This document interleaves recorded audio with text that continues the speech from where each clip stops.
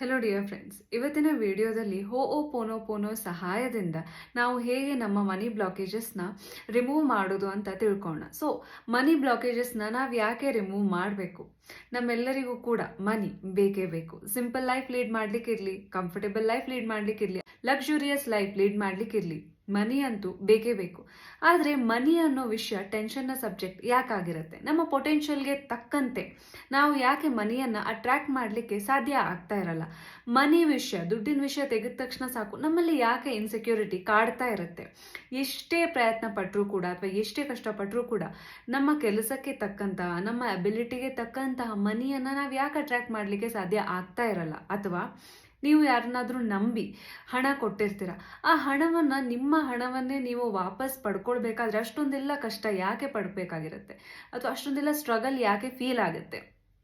ಮನಿ ಅನ್ನೋ subject, beautiful ಕಾನ್ಸೆಪ್ಟ್ನ ನಾವು ಹೇಗೆ ನಮ್ಮ ಎನರ್ಜಿ ಬ್ಲಾಕೇಜಸ್ನ ರಿಮೂವ್ ಮಾಡಿ ನಮ್ಮ ಲೈಫ್ನಲ್ಲಿ ಮನಿಯನ್ನು ಅಟ್ರಾಕ್ಟ್ ಮಾಡ್ಬೋದು ಅಂತ ಇವತ್ತಿನ ವಿಡಿಯೋದಲ್ಲಿ ತಿಳ್ಕೊಳ್ಳೋಣ.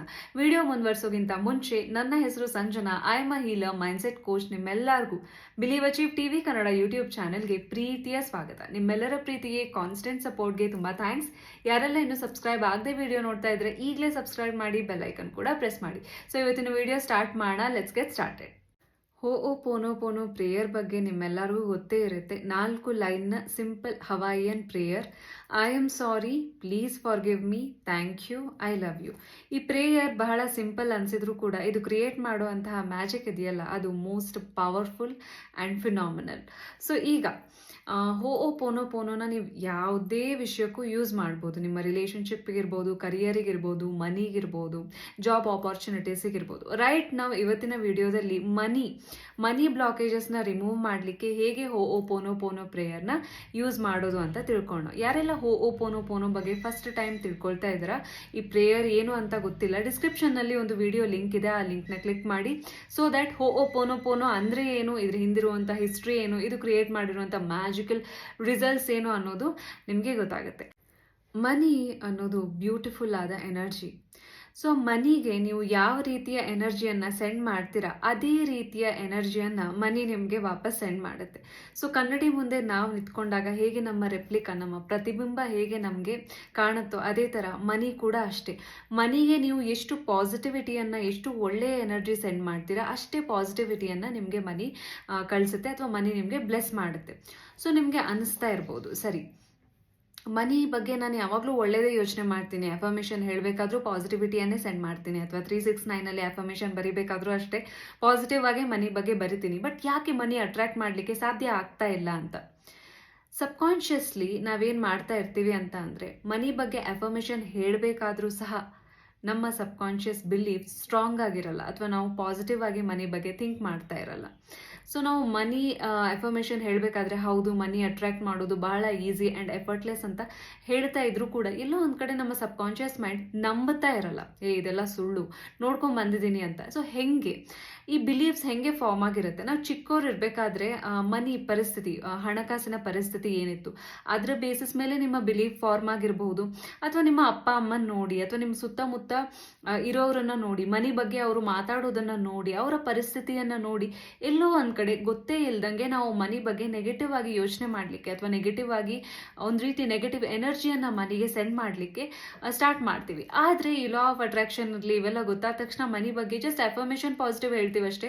ಸಬ್ಕಾನ್ಷಿಯಸ್ಲಿ ಎಲ್ಲೋ ಒಂದು ಕಡೆ ಮನಿ ಬಗ್ಗೆ ಇನ್ನೂ ನೆಗೆಟಿವ್ ಬಿಲೀಫ್ಸ್ ಇರುತ್ತೆ. ಸೊ ನಮ್ಮ ಎನರ್ಜಿ ಅಥವಾ ನಾವು ಹೇಳುವಂಥದ್ದು ಅಫರ್ಮೇಷನ್ ಇರಲಿ, ನಾವು ಮಾಡುವಂಥ ಕೆಲಸ ಮ್ಯಾಚ್ ಆಗದೆ ಇದ್ದಾಗ ಯಾವುದೇ ರೀತಿಯ ಮ್ಯಾನಿಫೆಸ್ಟೇಷನ್ ಆಗಲ್ಲ.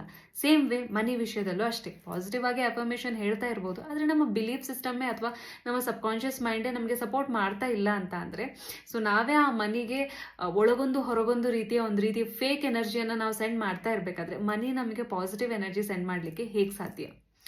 ಸೊ ಈಗ ಹೋಒಪೋನೋಪೋನೋ ಯಾಕೆ ಯೂಸ್ ಮಾಡಬೇಕು? ಹೋಒಪೋನೋಪೋನೋ ಅನ್ನೋದು most powerful energy healing, energy cleaning prayer.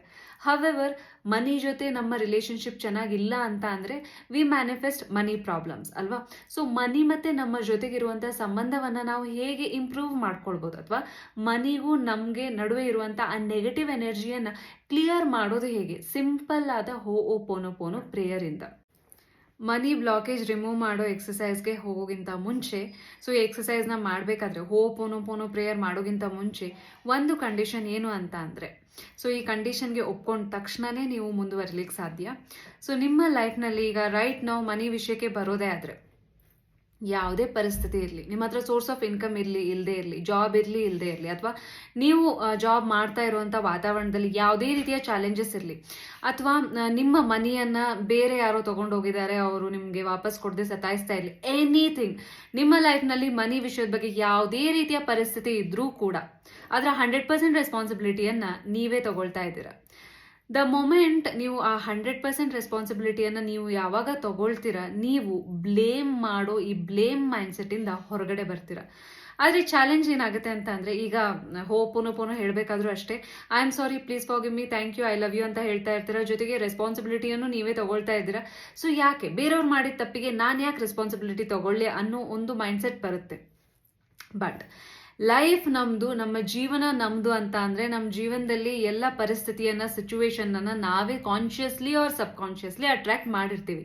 ಆದರೆ ನಮ್ಮ ಈಗೋ ಏನು ಮಾಡುತ್ತೆ, ಪರಿಸ್ಥಿತಿಯ ರೆಸ್ಪಾನ್ಸಿಬಿಲಿಟಿಯನ್ನು ತಗೊಳ್ಲಿಕ್ಕೆ ಬಿಡಲ್ಲ, ಬದಲಾಗಿ ಯಾವಾಗಲೂ ಬ್ಲೇಮ್ ಮಾಡ್ತಾ ಇರಲಿಕ್ಕೆ ನಮ್ಮನ್ನು ಎನ್ಕರೇಜ್ ಮಾಡುತ್ತೆ. ಅವರಿಂದ ಹಾಗಾಯಿತು, ಇವರಿಂದ ಹಾಗಾಯಿತು, ಅಥವಾ ಈ ಪರಿಸ್ಥಿತಿಯಿಂದ ಹಾಗಾಯಿತು, ಮನಿ ನೇಚರೇ ಹಾಗೆ, ಅದು ಇದು ಅಂತ ನಾವು ಬೇರೆಯವ್ರ ಮೇಲೆ ಅಥವಾ ಪರಿಸ್ಥಿತಿಯ ಮೇಲೆ ಬೆರಳು ತೋರಿಸ್ತೀವಿ. ಆದರೆ ಅದರ 100% ರೆಸ್ಪಾನ್ಸಿಬಿಲಿಟಿಯನ್ನು ನಾವು ಯಾವಾಗ ತಗೊಳ್ತೀವಿ, ಬ್ಲೇಮ್ ಅಥವಾ ಈ ವಿಕ್ಟಿಮ್ ಮೈಂಡ್ಸೆಟ್ಟಿಂದ ಹೊರಗಡೆ ಬರ್ತೀವಿ. ವಿಕ್ಟಿಮ್ ಮೈಂಡ್ಸೆಟ್ಟಲ್ಲಿ ಇದ್ದಾಗ ನೀವು ಏನನ್ನೂ ಕ್ರಿಯೇಟ್ ಮಾಡಲಿಕ್ಕೆ ಸಾಧ್ಯ ಇಲ್ಲ, ಬದಲಾಗಿ ಇನ್ನೂ ಜಾಸ್ತಿ ನೆಗೆಟಿವಿಟಿಯನ್ನು ನಾವು ಅನ್ಕಾನ್ಷಿಯಸ್ಲಿ ಅಟ್ರಾಕ್ಟ್ ಮಾಡ್ತಾ ಹೋಗ್ತೀವಿ. ರೈಟ್ ನಾವು ಈಗ ನೀವೇನು ಮಾಡ್ತಾ ಇದ್ದೀರಾ, ನಿಮ್ಮ ಲೈಫ್ನಲ್ಲಿ ಮನಿ ವಿಷಯಕ್ಕೆ ಯಾವುದೇ ರೀತಿಯ ಪರಿಸ್ಥಿತಿ ಇರಲಿ, ಅದು ಎಷ್ಟೇ ನೆಗೆಟಿವ್ ಆಗಿರಲಿ, ಯಾರೇ ಮೋಸ ಮಾಡಿರಲಿ, ಎನಿಥಿಂಗ್, ಅದರ 100% ರೆಸ್ಪಾನ್ಸಿಬಿಲಿಟಿಯನ್ನು ನೀವೇ ತಗೊಳ್ತಾ ಇದ್ದೀರಾ.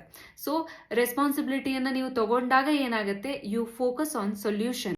ಬ್ಲೇಮ್ ಗೇಮ್ ಮಾಡ್ತಾ ಇರಬೇಕಾದ್ರೆ, ಅಥವಾ ಬೇರೆಯವರಿಗೆ ನೀವು ಅವರಿಂದ ಹಂಗಾಯ್ತು, ಇವರಿಂದ ಹಂಗಾಯ್ತು ಅಂತ ಬ್ಲೇಮ್ ಮಾಡ್ತಾ ಇರಬೇಕಾದ್ರೆ, V focus on problems. So problem ಮೇಲೆ ಫೋಕಸ್ ಮಾಡಿದಾಗ ಪ್ರಾಬ್ಲಮ್ ಜಾಸ್ತಿ ಆಗುತ್ತೆ. ಸೊ ಯಾವಾಗ ರೆಸ್ಪಾನ್ಸಿಬಿಲಿಟಿಯನ್ನು ತಗೊಳ್ತೀರಾ, ಆ ಪವರ್ ಏನಿರುತ್ತೆ ನಿಮಗೆ ಸಿಗುತ್ತೆ. ಸೊ ಆ ಪವರ್ ನಿಮಗೆ ಸಿಕ್ಕಿದಾಗ you focus on solution. So first condition ಏನು, ನಿಮ್ಮ ಲೈಫ್ನಲ್ಲಿ ಯಾವುದೇ ರೀತಿಯ ಪರಿಸ್ಥಿತಿ ಇದ್ರೂ ಅದರ 100% ರೆಸ್ಪಾನ್ಸಿಬಿಲಿಟಿಯನ್ನು ನೀವು ತಗೊಳ್ತಾ ಇದ್ದೀರಾ, ಅದರ 100% ಜವಾಬ್ದಾರಿಯನ್ನು ನೀವು ತಗೊಳ್ತಾ ಇದ್ದೀರಾ.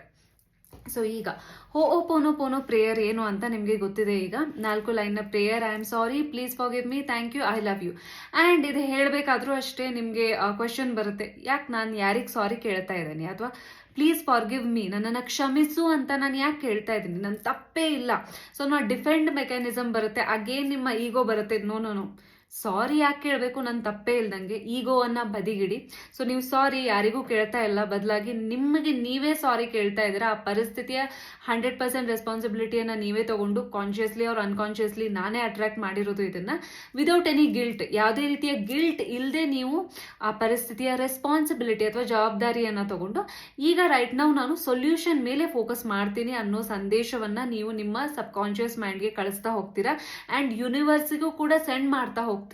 ನಿಮ್ಮ ಎನರ್ಜಿ ಇರಲಿ, ನಿಮ್ಮ ಆರಾ ಇರಲಿ, ಕ್ಲೀನ್ ಆಗ್ತಾ ಹೋಗುತ್ತೆ. ಸೊ ಈಗ ಸ್ಟೆಪ್ ಬೈ ಸ್ಟೆಪ್ ನೋಡೋಣ ಹೇಗೆ ನಾವು ಮನಿ ಬ್ಲಾಕೇಜಸ್ನ ಹೋಪೋನೋಪೋನೋ ಸಹಾಯದಿಂದ ರಿಮೂವ್ ಮಾಡ್ಬೋದು ಅಂತ. ಸೊ ಸ್ಟೆಪ್ ನಂಬರ್ 1 ಏನು ಅಂತ ಅಂದರೆ, ನಿಮ್ಮ ಹಾರ್ಟ್ ಮೇಲೆ ಹೀಗೆ ಕೈ ಇಟ್ಟು ಕಣ್ಣು ಮುಚ್ಕೊಂಡು ಸೊ ಹೇಳಿ, ನನ್ನ ಲೈಫ್ನಲ್ಲಿ ಯಾವುದೇ ರೀತಿಯ ಸಿಚುವೇಶನ್ ಇರಲಿ, ಮನಿ ರಿಲೇಟೆಡ್, ದುಡ್ಡಿನ ಬಗ್ಗೆ ಯಾವುದೇ ರೀತಿಯ ಸಿಚುವೇಶನ್ ಇರಲಿ, ಅದರ 100% ರೆಸ್ಪಾನ್ಸಿಬಿಲಿಟಿಯನ್ನು ನಾನೇ ತಗೊಳ್ತೀನಿ, ಅಥವಾ ಅದರ 100% ಜವಾಬ್ದಾರಿಯನ್ನು ನಾನೇ ತಗೊಳ್ತೀನಿ. Take a deep breath in slowly and relax. So ಈಗ ನೆಕ್ಸ್ಟ್ ಏನು ಮಾಡಬೇಕು ಅಂತ ಅಂದರೆ, ಹೋಪೋನೋಪೋನೋ ಪ್ರೇಯರ್ನ 108 ಟೈಮ್ಸ್ ಚಾಂಟ್ ಮಾಡಬೇಕು. ಸೊ 108 ಚಾಂಟ್ ಮಾಡಬೇಕಾದ್ರೆ, ಅಥವಾ 108 ಚಾಂಟ್ ಮಾಡೋದು ಹೇಗೆ ಅಂತ ನಾನು ನಿಮಗೆ ಹೇಳ್ತೀನಿ. ಸೊ ಈಗ ಏನಂತ ಅಂದರೆ, ನಿಮ್ಮ ಹತ್ರ ಈ ಥರ ಮಾಲೆ ಇದ್ದರೆ, 108 ಬೀಡ್ಸ್ನ ಮಾಲೆ ಇದ್ದರೆ ನೀವು ತೊಗೊಳ್ಬೋದು, ಅಥವಾ ರುದ್ರಾಕ್ಷಿನೂ ತೊಗೊಳ್ಬೋದು. ಅದರಲ್ಲಿ 108 ಬೀಡ್ಸ್ ಇರುತ್ತೆ. ಸೊ ಒಟ್ಟಾರೆ ಈ ಥರ ಮಾಲೆ ಇದ್ದರೆ ಒಳ್ಳೆಯದು. ಸೊ ಈಸಿಯಾಗಿ ನೀವು ಕೌಂಟ್ ಮಾಡಲಿಕ್ಕೆ ಈಸಿ ಆಗುತ್ತೆ, ನೀವು ಆರಾಮಾಗಿ ಹೇಳ್ಬೋದು, ಕಂಫರ್ಟೇಬಲ್ ಆಗಿ ಹೇಳ್ಬೋದು. ಸೊ ಹೇಗೆ ಈಗ ಪ್ರೇಯರ್ ಹೇಗೆ ಮಾಡಬೇಕು, ಫಸ್ಟ್ ಏನು ಮಾಡಿದ್ದೀರಾ, ನೀವು ರೆಸ್ಪಾನ್ಸಿಬಿಲಿಟಿಯನ್ನು ತೊಗೊಂಡಾಯ್ತು. ಸೊ ನೆಕ್ಸ್ಟ್ ಸ್ಟೆಪ್ ಏನು ಅಂತ ಅಂದರೆ, ಅಗೇನ್ ನೀವು ನಿಮ್ಮ ಹ್ಯಾಂಡ್ಸ್ನ ಹೀಗೆ ಹಾರ್ಟ್ ಮೇಲೆ ಇಟ್ಕೋಬೋದು. ಒಂದು ಕೈಯಲ್ಲಿ ಮಾಲೆ ಅಥವಾ ಇನ್ನೊಂದು ಕೈಯಲ್ಲಿ ನೀವು ಹಾರ್ಟ್ ಮೇಲೆ ಹೀಗೆ ಕೈ ಇಟ್ಕೊಳ್ಬೋದು, ಅಥವಾ ಸುಮ್ಮನೆನೂ ಇರ್ಬೋದು. ಸೊ ಈಗ ಏನಂತ ಅಂದರೆ, I am sorry money, please forgive me money, thank you money, I love you money. I am sorry money, please forgive me money, thank you money, I love you money. I am sorry money, please forgive me money, thank you money, I love you money. So ಈ ಥರ ನೀವು 108 times ಹೋಒಪೋನೋಪೋನೋ ಪ್ರೇಯರ್ನ ಮನಿಗೆ chant ಮಾಡಬೇಕು. So first ನೀವು ರೆಸ್ಪಾನ್ಸಿಬಿಲಿಟಿಯನ್ನು ತೊಗೊಳ್ತೀರಾ. And ಈಗ ಏನಂತ ಅಂದರೆ, ಮನಿಗೆ ನೀವು ಹೇಳ್ತಾ ಇದ್ದೀರಾ, I am sorry money, please forgive me money, thank you money, I love you money. So ಇದರಿಂದ ಏನಾಗುತ್ತೆ ಅಂತ, ನಿಮಗೂ ಮನಿಗೂ ಇರುವಂತಹ ನಡುವೆ ಇರುವಂತಹ ನೆಗೆಟಿವಿಟಿ ರಿಮೂವ್ ಆಗ್ತಾ ಹೋಗುತ್ತೆ. ಸೊ ನಿಮಗೆ ಈಗ ಯಾವ ಟೈಮಲ್ಲಿ ಈ ಪ್ರೇಯರ್ನ ಮಾಡಬೇಕು ಅಂತ ಡೌಟ್ ಬಂದಿರ್ಬೋದು. ಬೆಳಗಿನ ಟೈಮ್ ಬೆಸ್ಟ್ ಟೈಮ್ ನಿಮ್ಮ ಸಬ್ಕಾನ್ಷಿಯಸ್ ಮೈಂಡ್ನ ರೀಪ್ರೋಗ್ರಾಮ್ ಮಾಡಲಿಕ್ಕೆ, ಆ್ಯಂಡ್ ಆಲ್ಸೋ ಯಾವುದೇ ಪಾಸಿಟಿವಿಟಿಯನ್ನು ಎನ್ಹ್ಯಾನ್ಸ್ ಮಾಡುವಂಥ ಅಥವಾ ಪಾಸಿಟಿವಿಟಿಯನ್ನು ನಿಮ್ಮಲ್ಲಿ ಹೆಚ್ಚು ಮಾಡುವಂತಹ ಆ್ಯಕ್ಟಿವಿಟಿ ಬೆಳಗ್ಗೆ ಮಾಡಿದರೆ ತುಂಬ ಒಳ್ಳೆಯದು. ಆ್ಯಂಡ್ ಆಲ್ಸೋ ರಾತ್ರಿ ಮಲಗೋಗಿಂತ ಮುಂಚೆ ನೀವು 108 ಪ್ರೇ ಮಾಡಿ ಮಲಗಿದ್ರೆ ಒಳ್ಳೆಯದು. ದಿವಸದಲ್ಲಿ ಒಂದು 2 ಸಲ ಈ ಪ್ರೇಯರ್ ಮಾಡಿದರೆ ಬಹಳ ಒಳ್ಳೆಯದು. ಸೊ ಈ 21 ಡೇಸ್ ನೀವು ಈ ಪ್ರೇಯರ್ ಮಾಡ್ತಾ ಇರಬೇಕಾದ್ರೆ ಬೆಳಗ್ಗೆ ಸಂಜೆ ಮಾಡಿರ್ತೀರಾ. And throughout the day ನಿಮಗೆ ಯಾವಾಗಾದರೂ ನೆಗೆಟಿವ್ ಥಾಟ್ಸ್ ಬಂದಾಗ ಅದನ್ನು ಹಾಗೆ ಹೋಗಲಿಕ್ಕೆ ಬಿಡಬೇಡಿ. ದ ಮೊಮೆಂಟ್ ನಿಮಗೆ ನೆಗೆಟಿವ್ ಥಾಟ್ ಬಂದ ತಕ್ಷಣ ಒಂದು 3 ಸಲ ಹೋಪೋನೋಪೋನೋ ಪ್ರೇ ಮಾಡಲಿಕ್ಕೆ ಸ್ಟಾರ್ಟ್ ಮಾಡಿ.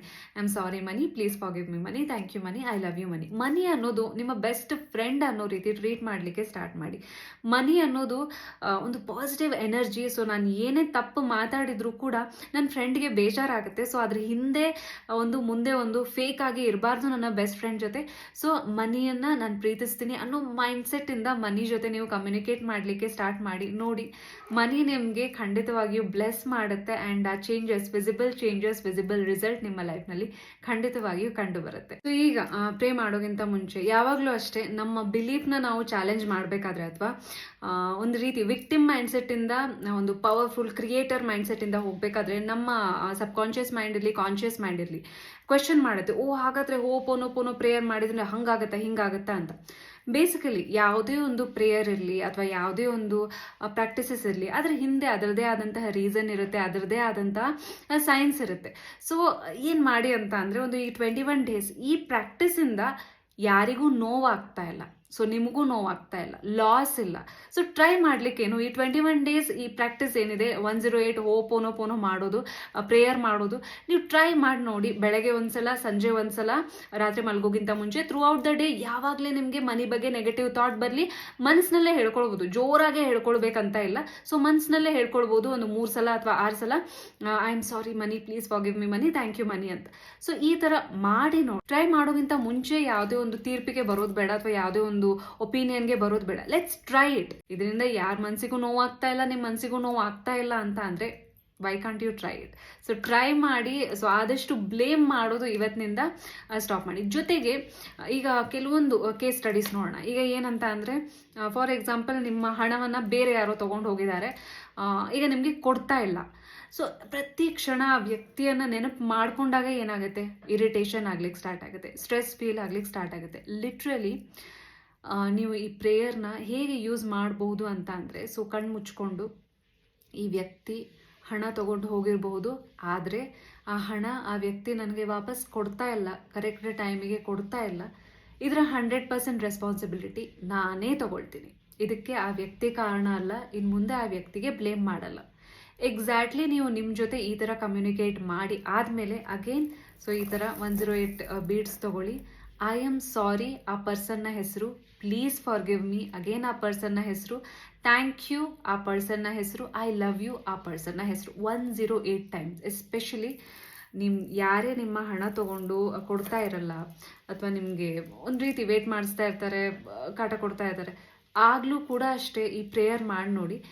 ಯೂಶ್ವಲಿ ಏನಾಗ್ತಾ ಇರುತ್ತೆ, ಆ ವ್ಯಕ್ತಿಯಿಂದ ಹಣ ಬೇಕು, ಬಟ್ ನಾವು ತುಂಬ ನೆಗೆಟಿವಿಟಿಯನ್ನು ಸೆಂಡ್ ಮಾಡ್ತಾ ಇದ್ದಾಗ ಏನಾಗುತ್ತೆ, ಅನ್ಕಾನ್ಷಿಯಸ್ಲಿ ನಾವು ನೆಗೆಟಿವ್ ರಿಸಲ್ಟ್ಸ್ನ ಅಟ್ರಾಕ್ಟ್ ಮಾಡ್ತಾ ಹೋಗ್ತೀವಿ. ಸೊ ಈಗ ಜಾಬ್ಗೆ ನೀವು ಟ್ರೈ ಮಾಡ್ತಾ ಇದ್ದೀರಾ, ಈಗ ಜಾಬ್ ನಿಮಗೆ ಸಿಗ್ತಾ ಇಲ್ಲ, ಆವಾಗಲೂ ಕೂಡ ನೀವು ಐ ಆಮ್ ಸಾರಿ, ಈಗ ರೈಟ್ ನಾವು ನನಗೆ ಜಾಬ್ ಸಿಗ್ತಾ ಇಲ್ಲ, ಅದರ 100% ರೆಸ್ಪಾನ್ಸಿಬಿಲಿಟಿಯನ್ನು ನಾನೇ ತೊಗೊಳ್ತೀನಿ, ಅಥವಾ ರೈಟ್ ನಾವು ನನ್ನ ಲೈಫ್ನಲ್ಲಿ ಜಾಬ್ ಇಲ್ಲ, ಅದರ 100% ರೆಸ್ಪಾನ್ಸಿಬಿಲಿಟಿ ನಾನೇ ತೊಗೊಳ್ತೀನಿ. ಅಗೇನ್ ನೀವು ಏನು ಮಾಡ್ತೀರಾ, ಬೀಟ್ಸ್ ತೊಗೊಳ್ತೀರಾ. I am sorry dear job, please forgive me job, thank you job, I love you job. So do try it. ನೀವು ಈ ಪ್ರಾಕ್ಟೀಸಸ್ನ ಅಥವಾ ಈ ಪ್ರೇಯರ್ನ ಮಾಡಿ ನೋಡಿ, ಆ್ಯಂಡ್ ಈ ರಿಸಲ್ಟ್ ಏನಿದೆ, ಬಂದಿರುವಂಥ ರಿಸಲ್ಟ್ನ ಖಂಡಿತವಾಗಿಯೂ ಶೇರ್ ಮಾಡಿ. ಸೊ ಇವತ್ತಿನ ವಿಡಿಯೋ ನಿಮಗೆ ಹೇಗೆ ಅನಿಸ್ತು ಅಂತ ಖಂಡಿತ ತಿಳಿಸಿ. ನಿಮ್ಮೆಲ್ಲರಿಗೂ ತುಂಬ ಒಳ್ಳೆಯದಾಗಲಿ. Thank you so much.